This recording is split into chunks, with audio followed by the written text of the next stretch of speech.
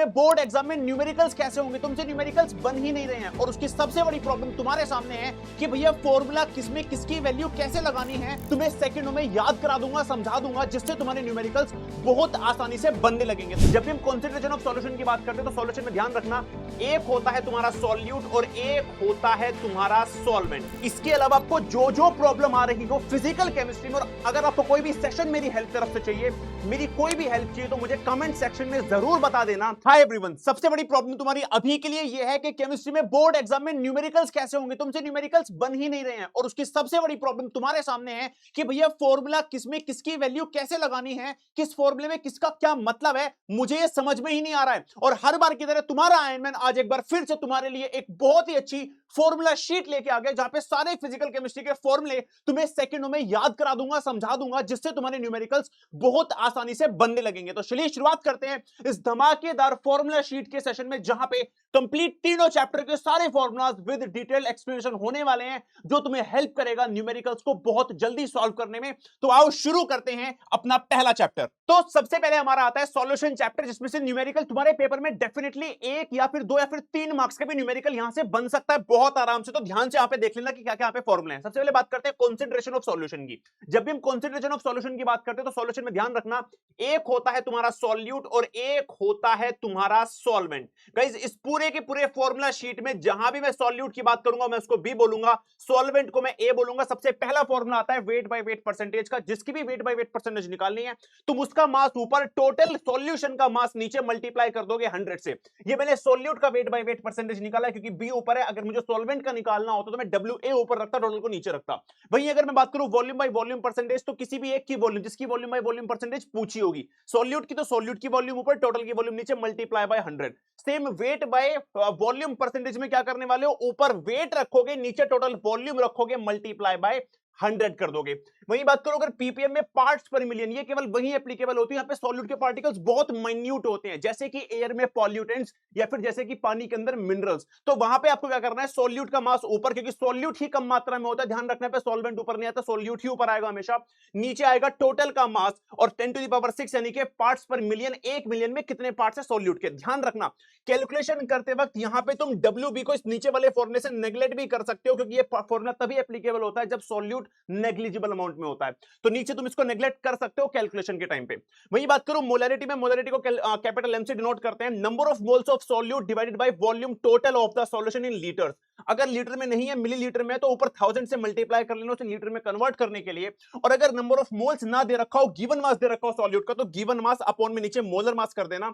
ध्यान रखना इसकी जो यूनिट होने वाली है वो होने वाली है मोल पर लीटर, तुम्हारी मोलैरिटी की। वही बात करो मोलैरिटी को स्मॉल एम से डिनोट करेंगे, number of moles of solute. नीचे आएगा वेट ऑफ सॉल्वेंट, क्योंकि ए लिखा है केजी में होना चाहिए, अगर ग्राम में है तो ऊपर 1000 से मल्टीप्लाई कर लेना। ठीक है, इसकी यूनिट होने वाली है मोल पर केजी। ध्यान दो अगर नंबर ऑफ मोल्स नहीं दे रखे तो WB अपॉन MB कर सकते हो अगर तुम्हें गिवन मास दे रखा है। वही बात करूं मोल फ्रैक्शन की, काई से इसको डिनोट करते हैं, इसके सिंबल को काई बोलते हैं। यहां पे हम किसी एक के मोल्स ऊपर लेंगे, टोटल के मोल्स नीचे लेंगे, तो मोल फ्रैक्शन की वैल्यू आ जाएगी। सॉल्यूट के लिए सॉल्यूट का नंबर ऑफ मोल्स ऊपर रखेंगे, सॉल्वेंट के लिए number of moles of solvent को ऊपर रखेंगे। कभी भी किसी भी सॉल्यूशन में दोनों कंपोनेंट की मोल फ्रैक्शन का सम हमेशा 1 होता है, ये आपको ध्यान रखना है। ठीक है, आगे बढ़ते हैं। अब बात करते हैं सोल्यूबिलिटी के ऊपर कितने फॉर्मूले। सबसे पहले बात करते हैं हेनरी लॉ की। हेनरी लॉ ये कहता है कि किसी भी गैसियस वाले, जब भी हम बात कर रहे हैं pressure of gas, gas in, ये हेनरी लॉ जो हमारा एप्लीकेबल होता है गैस इन लिक्विड के लिए। तो जब भी हम किसी गैस को लिक्विड में मिक्स करने की कोशिश करते हैं, तो जितना भी प्रेशर आप लगाओगे उसको मिक्स करने के लिए, वो डायरेक्टली प्रोपोर्शनल होगा सॉल्युबिलिटी के। तो pressure is equal to solubility, लेकिन जब प्रोपोर्शनलिटी का साइन हटाएंगे तो एक कांस्टेंट आएगा, इसे बोलते हैं हेनरी लॉ कांस्टेंट। ध्यान रखना ये तुम्हारा फॉर्मूला है। यहां पे तुम्हें बात समझ में आती है कि KH और काई में इनवर्सली प्रोपोर्शनल का रिलेशन, अगर आप KH को उधर भेजोगे तो KH नीचे चला जाएगा, जिस वजह से ध्यान रखना जिन भी गैसेस की KH की वैल्यू ज्यादा होती है उनकी सोल्यूबिलिटी इन लिक्विड कम हो जाती है। ऐसे ही अगर आप तुमसे देखोगे CO2 की कम KH की वैल्यू है, हाई सोल्यूबिलिटी है, हीलियम की लेस सोल्यूबिलिटी वोलेटिलिटी है जस्ट बिकॉज इसकी केएच की वैल्यू बहुत ज्यादा है, ठीक है। वही बात करते हैं रोल्स लॉ। रोल्स लॉ होता है लिक्विड इन लिक्विड के लिए, ठीक है। लिक्विड इन लिक्विड के लिए जब भी तुम दो लिक्विड को लेते हो, दोनों वोलेटाइल है, दोनों हवा में उड़ सकते हैं, तो ए और बी मेरे पास दो यहां पे लिक्विड है, इसको मैंने सॉल्वेंट मान लिया, इसको मैंने सॉल्यूट मान लिया, मेरा सॉल्यूशन बन गया पूरा। तो जब दोनों हवा में उड़ेंगे तो दोनों का जो इंडिविजुअल वेपर प्रेशर होगा, इंडिविजुअल का मतलब होता है अकेले अकेले का, उसे कहते हैं पार्शियल प्रेशर। तो पीए की जो वैल्यू होगी डायरेक्टली प्रोपोर्शनल होगी जो मोल फ्रैक्शन है लिक्विड सॉल्यूशन में ए की। तो यहां से मेरा फॉर्मूला बनेगा, प्रोपोर्शनलिटी का साइन हटेगा तो एक कांस्टेंट आएगा, वो होगा पी नॉट ए, जो कि प्योर इस जो भी प्योर मेरे पास लिक्विड है, सॉल्वेंट है, उसका जो भी वेपर प्रेशर होगा। और ऐसे में पी बी का निकाल सकता हूं, पी नोट बी काई बी, ठीक है। ध्यान रखना टोटल सॉल्यूशन का वेपर प्रेशर निकाला, दोनों को प्लस कर दोगे तो ये बन जाएगा पी नोट ए और जी तुम पी नोट ए काई ए प्लस में पी नोट बी काई बी। वही बात करूं यहां पे, अगर तुम देखोगे ध्यान से, तो जब भी ए और बी हवा में उड़ते हैं तो काई ए और जो काई बी होती है ना, ये होती है वेपर लिक्विड फेज की मोल फ्रैक्शन। ऐसे ही वेपर में जब जाएंगे तो वेपर फेज में भी उसकी मोल फ्रैक्शन होगी, उसे बोलते हैं वाई ए और वाई बी। ये कौन सी होती है? ये होती है वेपर फेज वाली, ठीक है, ये होती है वेपर फेज वाली। और जो काई वाली होती है ये होती है आपकी लिक्विड फेज वाली, ठीक है। अगर इन दोनों में रिलेशन देखोगे तो वाई ए की वैल्यू अगर निकालना चाहते हो वेपर फेज वाले की मोल फ्रैक्शन, तो पी नोट ए काई ए अपॉन में पी नोट ए काई ए प्लस पी नोट बी काई बी। और ऐसे ही वाई बी की निकालोगे तो पी नोट बी काई बी, पी नोट ए काई ए प्लस में पी नोट बी काई बी। इसके ऊपर केवल पूरी एनसीईआरटी में एक ही न्यूमेरिकल दे रखा है, तो उसको याद करके जाना, पेपर में आ सकता है। आगे चलते हैं और बात करते हैं कोलिगेटिव प्रॉपर्टी, बहुत इंपॉर्टेंट इस चैप्टर से, डेफिनेटली एक क्वेश्चन यहां से बनेगा, ध्यान से देख लेना। सबसे पहले बात करते हैं relative lowering of vapour pressure. Lowering of vapour pressure, जब भी कोई आप सॉल्यूशन बनाते हो तो कोलिगेटिव प्रॉपर्टीज में हम एक नॉन वोलेटाइल सोल्यूट डालते हैं, नॉन वोलेटाइल सोल्यूट डालते हैं, ठीक है ना। और ये जो सॉल्यूशन बनता है ये वेरी डाइल्यूट इन नेचर का होता है, बहुत कम मात्रा में सॉल्यूट डालते हैं, ध्यान रखना दोनों बातें। Relative lowering of vapour pressure, जब भी सॉल्यूशन बनेगा तो वेपर प्रेशर में कमी आएगी, सॉल्वेंट का ज्यादा होगा, सॉल्यूशन का कम होगा। इसको हम कंपेयर करेंगे इनिशियल प्योर सॉल्वेंट के वेपर प्रेशर, तो उसकी वैल्यू होगी काई बी के इक्वल। काई बी का मतलब है एनबी अपॉन में एनए प्लस एनबी। ध्यान रखना वेरी डाइल्यूट होता है तो सॉल्यूट बहुत कम मात्रा में होता है, इसको नेग्लेक्ट किया जा सकता है जब भी हम कैलकुलेशन करेंगे। वही बात करो एलिवेशन इन बॉइलिंग पॉइंट, जब भी आप ऐसा कोई सॉल्यूशन बनाओगे नॉन वोलेटाइल सॉल्यूट डाल के वेरी डाइल्यूट, तो ध्यान रखना एलिवेशन इन बॉइलिंग पॉइंट आएगा, मतलब सॉल्यूशन का बॉइलिंग पॉइंट बढ़ जाएगा as compare to pure solvent, जो कि इक्वल होगा के बी, यहां पे एक मोलर एलिवेशन कांस्टेंट है और ये होगा अपनी मोलालिटी। मोलालिटी वही जो भी बताई थी स्टार्टिंग में। वही बात करो डिप्रेशन इन फ्रीजिंग पॉइंट की, तो फ्रीजिंग पॉइंट में डिप्रेशन आएगा। जब भी ये सॉल्यूशन बनाओगे तो फ्रीजिंग पॉइंट जो सॉल्यूशन का होगा वो कम होगा, इस वजह से सॉल्यूशन को हमने आगे रखा है माइनस में, क्योंकि छोटी वाली वैल्यू आगे रखी होती है इस चेंज में। केएफ यहां पे फिर से कांस्टेंट है, एम यहां पे फिर से मोलालिटी है। वही बात करें ऑस्मोटिक प्रेशर की, तो ऑस्मोटिक प्रेशर होता है सीआरटी के इक्वल, सी यहां पे कंसंट्रेशन यानी कि मोलारिटी होता है, टी टेंपरेचर, आर यहां पे एक यूनिवर्सल गैस कांस्टेंट होता है, इसकी हमेशा वैल्यू आपको लेनी है 0.083। इस आर की यूनिट होती है लीटर एटीएम पर मोल केल्विन, ठीक है। ये तुम्हारी सारी कोलिगेटिव प्रॉपर्टीज की वैल्यू है। अब यहां पे मजेदार चीज आती है वेंटो फैक्टर, जिसमें सारे क्वेश्चन में तुम लोग फंस जाते हो। वेंटो फैक्टर निकालना समझाऊंगा, ध्यान से देख लेना। सबसे पहले वेंटो फैक्टर आता क्यों है? बहुत सारे सॉल्यूट या तो डिसोसिएट हो जाते हैं फिर एसोसिएट हो जाते हैं, और कोलिगेटिव प्रॉपर्टीज किस पे डिपेंड करती है? नंबर ऑफ सॉल्यूट पार्टिकल्स पे। अब ज्यादा सॉल्यूट पार्टिकल्स होंगे डिसोसिएशन होने पे तो कोलिगेटिव प्रॉपर्टी भी बढ़ जाएगी। कितनी बढ़ेगी? उसको निकालने के लिए आई का यूज करता है वेंटो फैक्टर। फॉर्मूला है ऑब्जर्व्ड अपॉन में कैलकुलेटेड। ऑब्जर्व्ड मतलब जो रियल में आ रही है, कैलकुलेटेड जो आपने गलत कैलकुलेट कर लिया क्योंकि आपने कंसीडर ही नहीं किया, उसको डिसोसिएशन हो सकता है। तो यहां पे ऑब्जर्व्ड वाली ज्यादा होगी, कैलकुलेटेड आपने कम गलत कैलकुलेट कर ली है, तो ऑब्जर्व्ड क्योंकि ज्यादा है, न्यूमरेटर ज्यादा है, तो आई की वैल्यू ग्रेटर देन 1 होगी हमेशा डिसोसिएशन में। कोलिगेटिव प्रॉपर्टी जितने भी फॉर्मूले में देखोगे मोलर मास के इनवर्सली प्रोपोर्शनल, आप देखोगे यहां पे डेल्टा टीबी वाले फॉर्मूले में भी मोलैलिटी का formula number of moles upon में वेट ऑफ सॉल्वेंट, तो यहां पे डब्ल्यूबी अपॉन एमबी लिख सकते हो, तो इनवर्सली प्रोपोर्शनल है। तो यहां पे आई का जो फॉर्मूला है वो उल्टा हो जाएगा, नॉर्मल वाली वैल्यू ऊपर, एबनॉर्मल वाली नीचे। जबकि नॉर्मली क्या होता है? आई का ऑब्जर्व्ड अपॉन में कैलकुलेटेड, यहां पे हो जाएगा नॉर्मल अपॉन में एबनॉर्मल मोलर मास, ठीक है। वही बात करूं एसोसिएशन में, नंबर ऑफ सॉलिड पार्टिकल्स कम हो जाएंगे क्योंकि पार्टिकल्स जुड़ने लगेंगे। यहां पे टूट के ज्यादा हो रहे थे, यहां पे जुड़ के कम हो जा रहे हैं, तो कोलिगेटिव प्रॉपर्टी की वैल्यू कम हो जाएगी। आई की वैल्यू ऑब्जर्व्ड अपॉन में कैलकुलेटेड, जो आपने कैलकुलेट की है वो ज्यादा कर ली है क्योंकि पार्टिकल्स तो एसोसिएट हो चुके हैं, तो यहां पे ऑब्जर्व्ड छोटी होगी, कैलकुलेटेड वाली ज्यादा है, तो आई की वैल्यू हमेशा आपको छोटी देखने के लिए मिलेगी। आई निकालने का एक और फॉर्मूला होता है number of particles after dissociation या फिर association divided by number of particles before association या फिर डिसोसिएशन। ध्यान रखना एसोसिएशन में क्योंकि पार्टिकल्स घटते हैं तो आई की वैल्यू लेसर देन 1 है, डिसोसिएशन की हमेशा आई की वैल्यू क्या हो जाएगी गाइस? यहां पे ग्रेटर कर लेना, ग्रेटर देन 1 हो जाएगी। अच्छा, अब इसके आगे के ध्यान से देखना, जितने भी सॉल्यूट पार्टिकल्स हैं हमारे, या तो वो सॉल्यूशन में आके टूटेंगे या फिर नहीं टूटेंगे। अगर वो टूटेंगे तो वो इलेक्ट्रोलाइट है, नहीं टूटेंगे तो वो नॉन इलेक्ट्रोलाइट है। अगर वो नहीं टूटेंगे तो आई की वैल्यू हमेशा 1 रखनी है, जैसे कि ग्लूकोज, शुगर, यूरिया, यहां पे वेंटो फैक्टर की वैल्यू हमेशा 1 रखो और आगे बढ़ते रहो वैसे ही।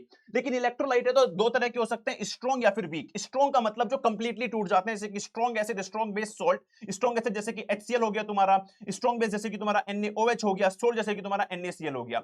ये क्योंकि कंप्लीटली टूट जाते हैं तो जितने भी आयंस में ये टूटेंगे वही आई की वैल्यू हो जाएगी। फॉर एग्जांपल KCl टूटेगा, K पॉजिटिव Cl नेगेटिव, तो 2 आयन में टूटा तो इसके आई की वैल्यू आपको 2 लेनी है। K2SO4, 2 K पॉजिटिव, एक SO4 2 नेगेटिव, तो 3 इसकी आई की वैल्यू हो जाएगी क्योंकि 3 आयंस में टूटा है।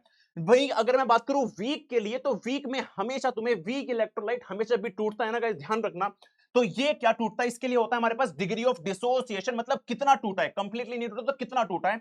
तो उस अल्फा की वैल्यू का इस्तेमाल करके हम आई की वैल्यू निकालते हैं। एसोसिएशन में फॉर्मूला ये लगाना है, डिसोसिएशन में फॉर्मूला ये लगाना है। एन यहां पे नंबर ऑफ आयंस में जिसमें वो टूटा है, अल्फा यहां पे डिग्री ऑफ डिसोसिएशन है।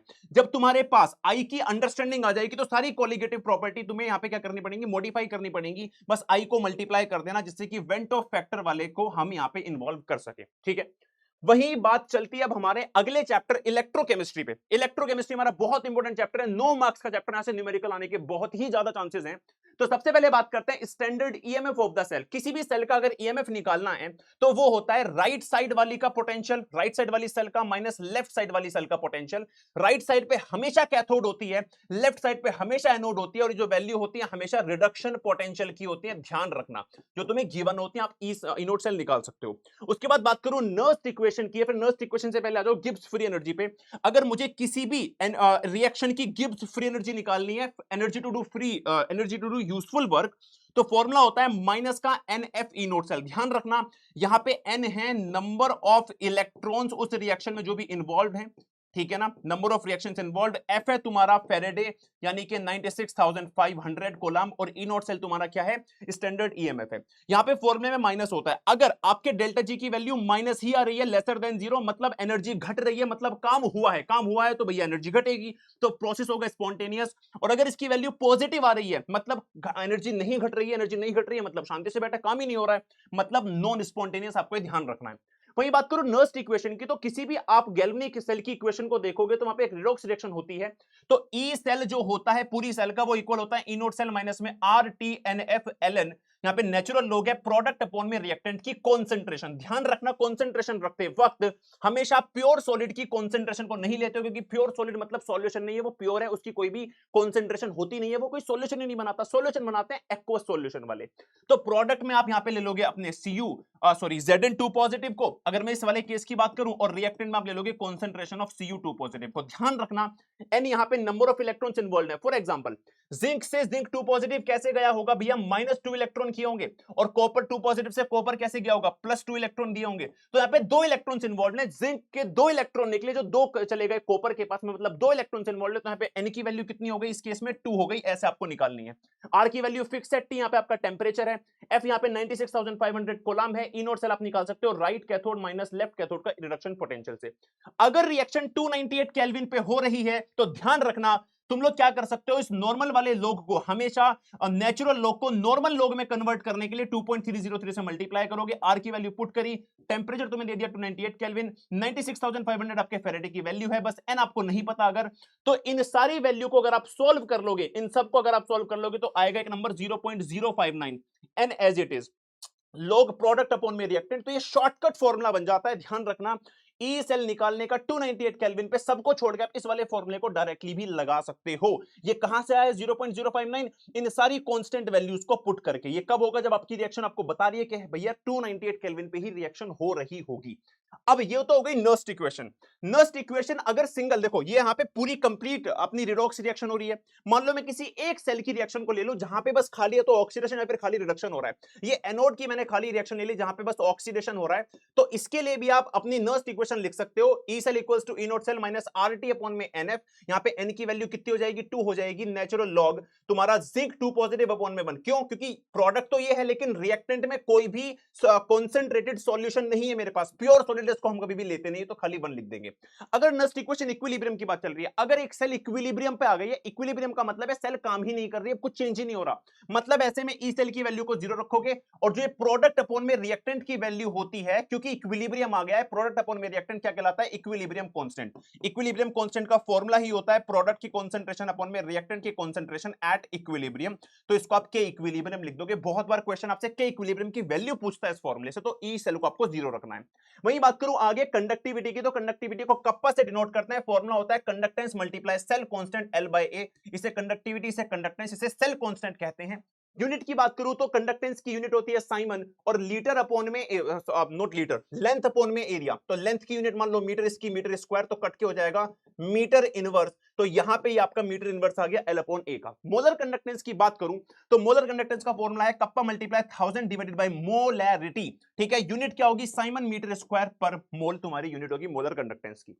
आगे बढ़ते हैं, ध्यान दो, molar conductance versus concentration effect dilution का एक ग्राफ है, जिसमें स्ट्रॉन्ग इलेक्ट्रोड का ग्राफ ऐसे बनता है, वीक का ऐसे बनता है। जो स्ट्रॉन्ग का ग्राफ बनता है ना, यहां पे एक प्रॉपर ग्राफ बन रहा है इक्वेशन से। वो इक्वेशन है आपकी कौन सी? y equals to c minus mx वाली, जहां पे स्लोप आपका माइनस a है, x एक्सिस पे कॉन्सेंट्रेशन है, y एक्सिस पे आपकी मोलर कंडक्टेंस है, इंटरसेप्ट है आपका ये वाली हाईएस्ट पॉसिबल, जिसे हम कहते हैं लिमिटिंग मोलर कंडक्टेंस। क्या कहते हैं इसको? हाईएस्ट वैल्यू को लिमिटिंग मोलर कंडक्टेंस हम इसको कहते हैं। ये आपको ध्यान रखना है, ठीक है।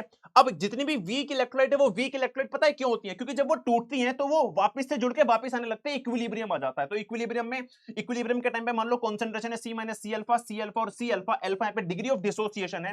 तो इक्विलिब्रियम होता है प्रोडक्ट की कॉन्सेंट्रेशन अपॉन रिएक्टेंट की। तो यहां से मेरा ये फॉर्मूला बन जाएगा। अगर आपको अल्फा पता है, अल्फा कैसे निकालते हैं? जो आपकी मोलर कंडक्टेंस उस टाइम पे आ रही है divided by the highest possible molar conductance, limiting molar conductance, उससे आप अल्फा निकाल लोगे। और अल्फा आने के बाद अगर आप इस फॉर्मूले में पुट कर दोगे तो आपकी के इक्विलिब्रियम यानी कि इक्विलिब्रियम कांस्टेंट की वैल्यू आ जाएगी। ये भी आपसे निकलवाते हैं क्वेश्चंस में। बात करते हैं कोल्ड्रोच लॉ की। जितने भी आयंस होते हैं जब वो टूटते हैं तो उनकी जो इंडिविजुअल आयंस होते हैं वो सारे कंट्रीब्यूट करते हैं final value of molar conductance में। तो जो भी आयंस होंगे वो इंडिविजुअल लेवल पे पार्टिसिपेट करते हैं, तो इनका सम आता है। जैसे कैल्शियम क्लोराइड में कैल्शियम का हो गया, 2 क्लोरीन के हो गए, तो इनका सम अगर कर दोगे तो लिमिटिंग मोलर कंडक्टेंस आ जाएगी उस इलेक्ट्रोलाइट की जो भी आपको दे रखा है। बात करते हैं फेरेडे लॉ की। कहीं पे भी अगर कहीं पे भी कोई भी सेल में इलेक्ट्रोलाइसिस हो रहा होगा तो इलेक्ट्रोलाइसिस होते वक्त क्या होता है, मेरे जो आयंस होते हैं वो जाके रोड पे चिपक जाते हैं। तो कितना अमाउंट चिपकेगा उस अमाउंट को निकालना है। तो फॉर्मूला होता है E अपॉन में 96,500 मल्टीप्लाई बाय चार्ज जो सेल में पास हो रहा है। तो W क्या है? मास डिपॉजिटेड ऑन रोड, Q क्या है? चार्ज पास्ड, और E क्या है? Equivalent weight. इक्विवेलेंट वेट निकालना नहीं आता तो देख लो एक बार, मोलर मास उस वाले सब्सटेंस को जो चिपक रहा है डिवाइडेड बाय उसकी वैलेंसी या फिर उसका चार्ज अगर आपको दे रखा होगा तो, ठीक है। उसके बाद फेरेडे का सेकंड लॉ है, अगर दो सेल एक ही बैटरी से जुड़ी हुई हैं, दोनों में एक ही चार्ज जा रहा है, तो सपोज करो इसमें ये वाली इलेक्ट्रोलाइट का कॉपर वहां जाके चिपक रहा है, इसका एजी वहां जाके चिपक रहा है, तो जितना भी चिपकेगा उनका जो अमाउंट होगा, उसका जो रेशियो होगा, वो इनके इक्विवेलेंट मास के रेशियो से क्या होगा? इक्वल होगा। ये आपका फेरेडे का सेकंड लॉ है। आइए चलते हैं थर्ड चैप्टर पे अपने chemical kinetics and the last chapter. Rate of reaction जब भी निकालोगे तो रेट ऑफ रिएक्शन का फॉर्मूला होता है change in concentration of reactant upon में time, change in concentration of product upon में टाइम। कोई सा भी ले सकते हो। रिएक्टेंट में माइनस लगा लेना, प्रोडक्ट में प्लस लगाने ला, क्योंकि रेट कभी भी नेगेटिव नहीं हो सकता। रिएक्टेंट क्योंकि घटता है तो ये चेंज की वैल्यू नेगेटिव आएगी। अगर ये खुद भी नेगेटिव आएगी, बाहर भी नेगेटिव होगा, तो कट के रेट स्पीड पॉजिटिव में आ जाएगी, अदरवाइज स्पीड नेगेटिव में आ जाएगी, विच इज नॉट पॉसिबल। तो इसलिए हम रिएक्टेंट में अपनी तरफ से एक एक्स्ट्रा माइनस लगाते हैं, जिससे कि वो चेंज माइनस आएगा तो माइनस से माइनस कट जाएगा, तो रेट स्पीड नेगेटिव नहीं हो सकती।